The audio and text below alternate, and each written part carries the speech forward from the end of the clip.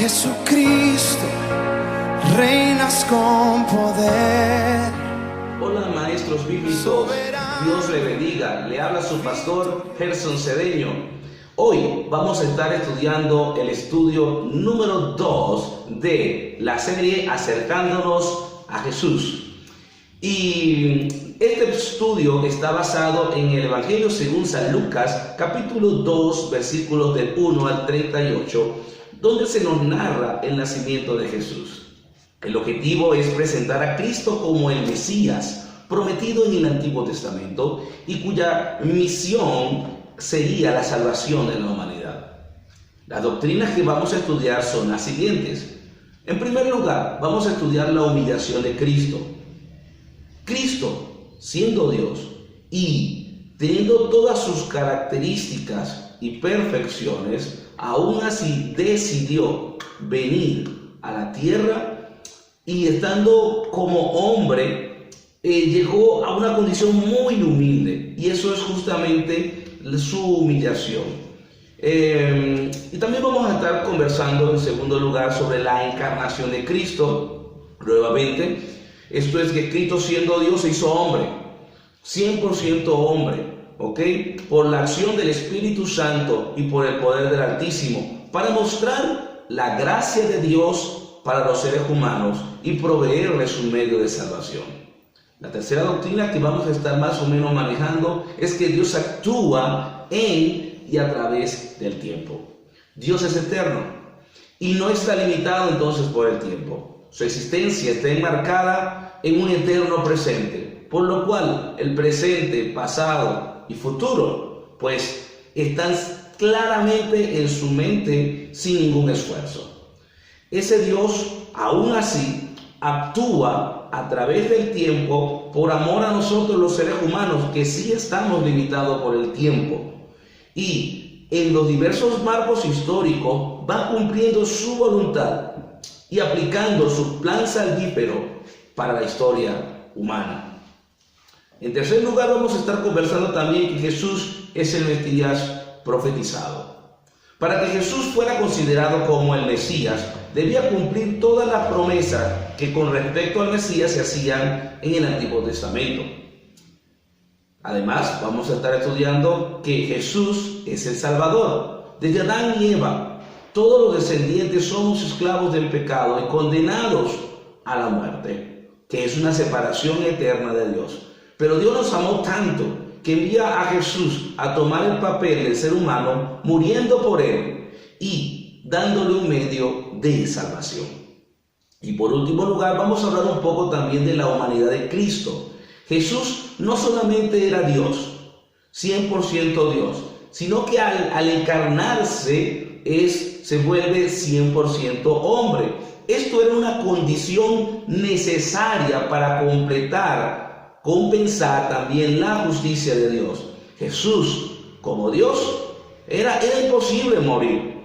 En esa condición tampoco podía tomar del ser humano el lugar del ser humano. Sin embargo, por eso era necesario que Él se volviera un ser humano santo, puro, para cumplir los requisitos de Dios y poder tomar el lugar de la humanidad.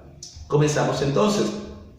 Jesús, en Juan capítulo 5, versículo 39, dice que las Escrituras, refiriéndose al Antiguo Testamento, son las que dan testimonio de Él. Por eso, para los escritores de los Evangelios, era tan importante mostrar aquellos hechos de la vida de Jesús donde se mostrara el cumplimiento de las profecías del Antiguo Testamento. En el capítulo 1 de Lucas se muestra el cumplimiento de algunas de estas profecías en el propio nacimiento de Jesús.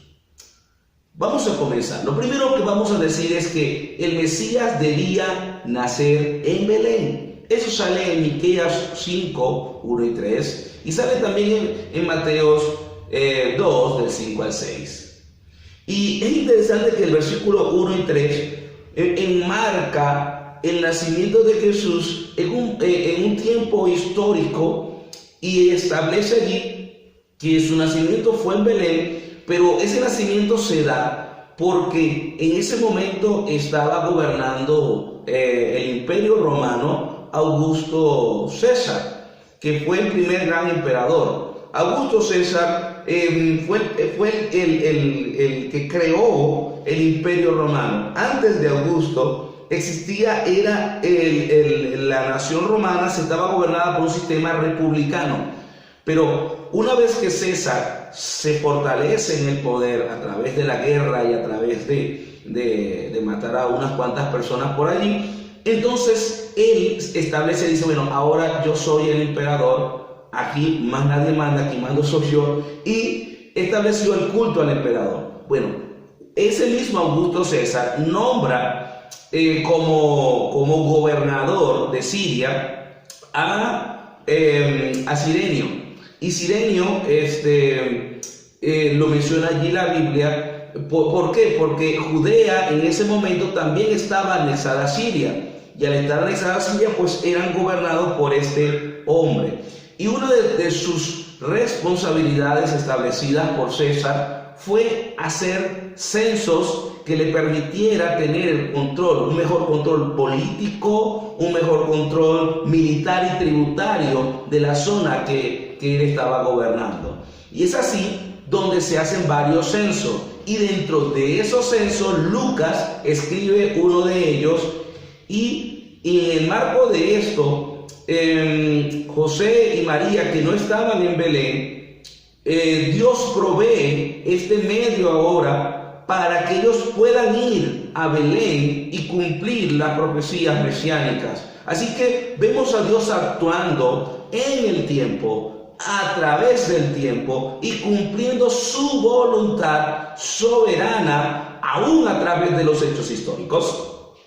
Y es así como la humanidad, entonces, de alguna manera Dios está teniendo el control de su historia y cumple su soberana voluntad a través de ella, enmarcada en su plan salvífero.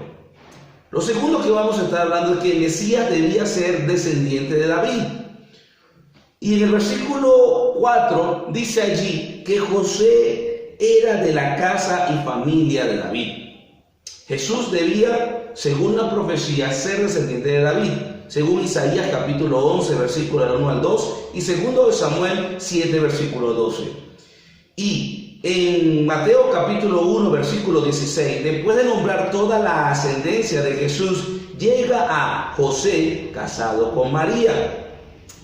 Y en Lucas capítulo 3, versículo 1, dice que Jesús la gente creía que era hijo terrenal de José.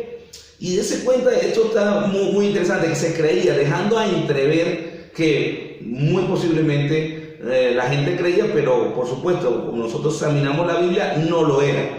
Textualmente, aquí está planteando entonces de que Jesús, de alguna forma, los judíos, los israelitas, consideraban que Jesús era descendiente de David y eso no tenía discusión alguna.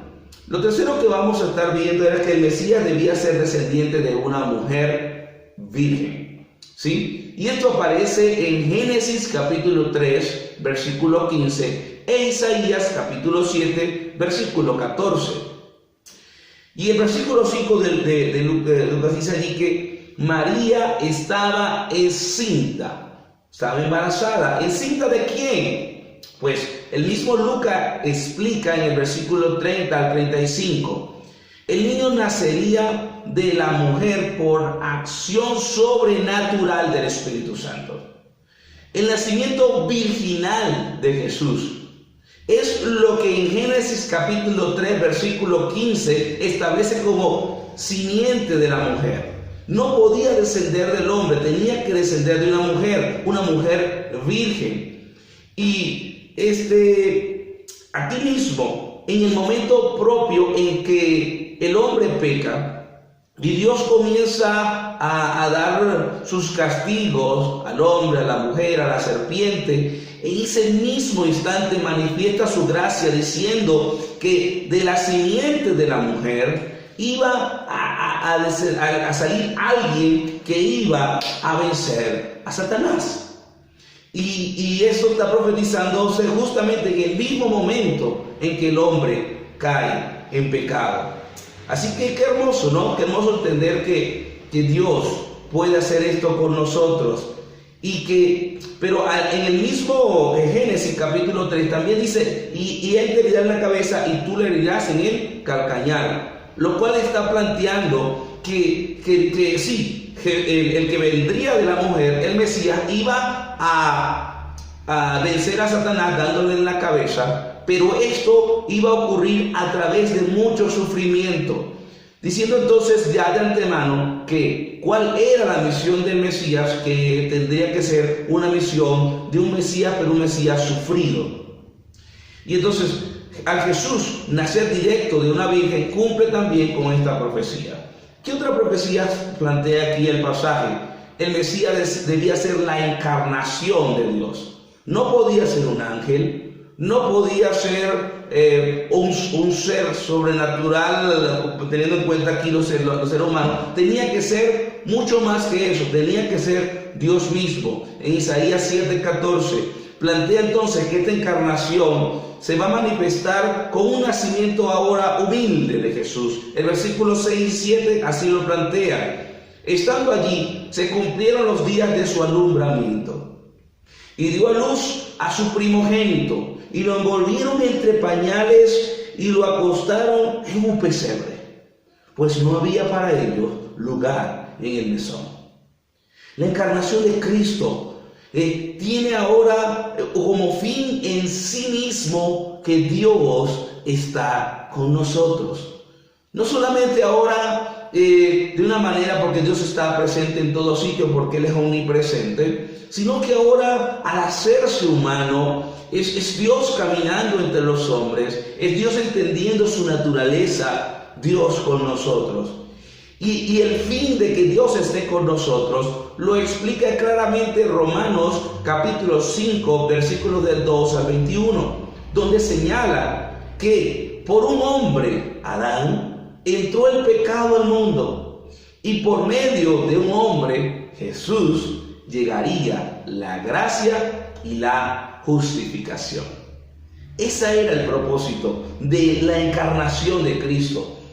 Y su gracia entonces y la justificación son dos conceptos que vienen también con Jesús, siendo la gracia el don inmerecido de Dios para los pecadores. Los seres humanos somos pecadores y merecemos la condenación por nuestros pecados, pero a través de Jesús tenemos un medio de salvación. Y cuando Romanos te habla de la justificación, es que Dios nos mira justos a aquellos que hemos depositado nuestra fe en el sacrificio de Cristo. No es que seamos justos, porque no hay justo ni a uno, sino que Dios nos mira a través de ese sacrificio, de ese nuevo Adán. Por un Adán entró el pecado, pero ahora por el nuevo Adán, por Jesús, entra la liberación del pecado. En el versículo 6 y 7 nos plantea un nacimiento entonces muy humilde, el ser más poderoso del universo, naciendo en un humilde pesebre. Esta humillación de Cristo se describe claramente en Filipenses capítulo 2, versículos 5 y 6, en el cual dice que Él, siendo en forma de Dios, no estimó en ser igual a Dios como cosa que aferrarse, sino que tomó forma de siervo, hecho semejante a los hombres, y estando en la condición de hombre, se humilló pues hasta lo sumo.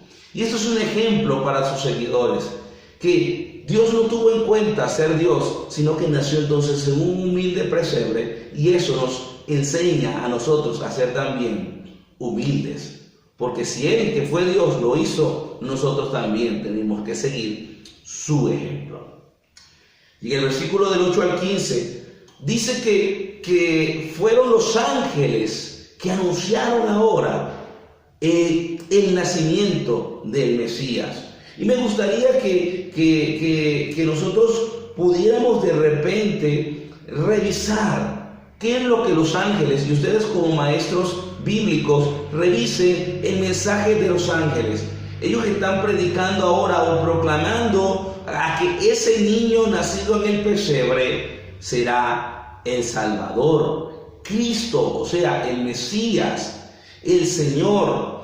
Y es decir, que Jesús, por la predicación de los ángeles, sería entonces ese Mesías que estaba tan predicado en el Antiguo Testamento y tan profetizado. Algo importante también de observar y resaltar con sus estudiantes es aquello que tiene que ver con la actitud de los pastores. Es muy bueno, muy interesante. Está en el versículo 15 y el versículo 20.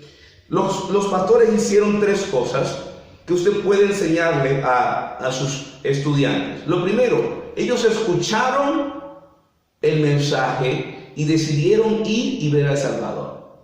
Y esto es muy importante, especialmente cuando usted, dentro de las personas que le están escuchando, hay personas que todavía no conocen de Jesús, puede decir, mira, los pastores escucharon el mensaje, usted puede escuchar el mensaje también. Pero ellos no solamente escucharon el mensaje, sino que decidieron ir y ver al Salvador. Y eso ya es una decisión propia, ¿sí? Lo segundo que hicieron fue que cuando llegaron, le contaron lo que Dios, lo que habían visto, lo que los ángeles habían dicho, lo contaron.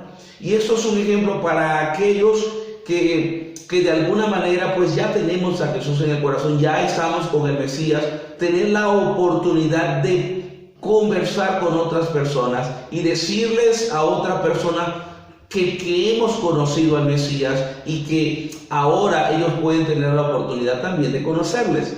Y lo tercero que yo veo interesante ahí es que ellos regresaron felices de haber visto al Mesías. La felicidad que da Dios a aquellas personas que tienen un encuentro personal con Él. ¡Qué hermoso!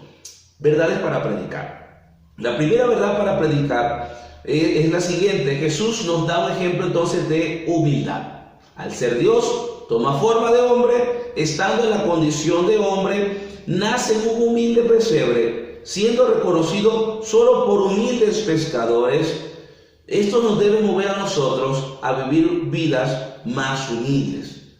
La segunda verdad para predicar, que es bueno que tengan allí en cuenta cuando estés explicando este pasaje, es que la encarnación de Cristo muestra a un Dios santo acercándose a una humanidad pecadora.